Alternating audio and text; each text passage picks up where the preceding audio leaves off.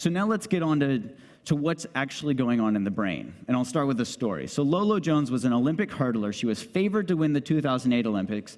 In fact, she was in the finals, in the lead at the 9th of 10 hurdles.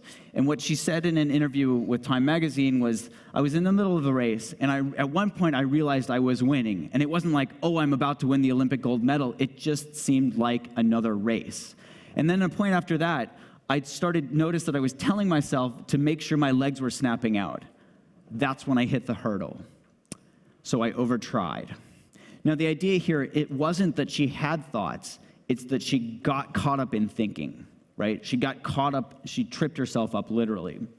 And it turns out that this is a pretty common process. About half the time of the day, we are actually spent either daydreaming or getting caught up in our experience. And you can think of this as a continuum: daydreaming, stress, and of course, the far end is addiction. And because we do this so much, we can actually study this in the brain. And it's now aptly called the default mode network because this is what we default to. And I'm going to highlight a particular part of the brain called the posterior cingulate, which you can see here in the back of the brain, which turns out when you look at all the data, there are a bunch of different things that will activate the posterior cingulate. When we're thinking about ourselves, when we're mind wandering, when we're thinking about the past and future, judging things, when we're thinking about ourselves in social situation, liking choices that we've made, when it's involved in prevention goals, immoral behavior. I'm just going through this large list. And finally, of course, craving. What do all of these have in common? What does this brain region actually do? The idea is that this brain region gets activated when we get caught up in our experience. And of course, with mindfulness training, the idea is to notice what that feels like and to let go. So let's see if this is actually true. We did a study a couple of years ago where we took novice and experienced meditators and we scanned their brains while they were meditating. And we had them do a number of different types of meditation to see what was common amongst all these different meditation practices. And as you can see here, these two regions, these two main regions of the default mode network are both deactivated in experienced meditators compared to novices. So this was interesting. It was relatively novel. We didn't believe it. We wanted to see if we could actually prove this more thoroughly.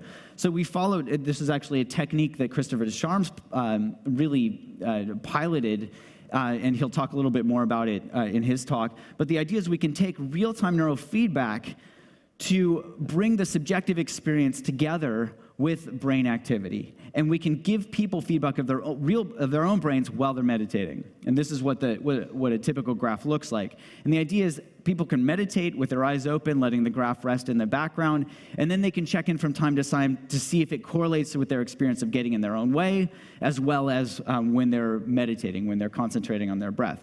And our studies show that we have a very good correlation between this graph and people's subjective experience. Now, that was a novice. Here's an experienced meditator. Now, I'm not very good at statistics, but even I can tell the difference between these two people's brains. I'll just walk you through what this looks like. Here's a novice.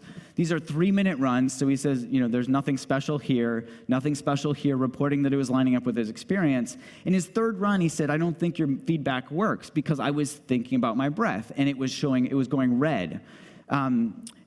So there must be something wrong here. In the very next run, his brain looked completely different. And he said, oh, I get it.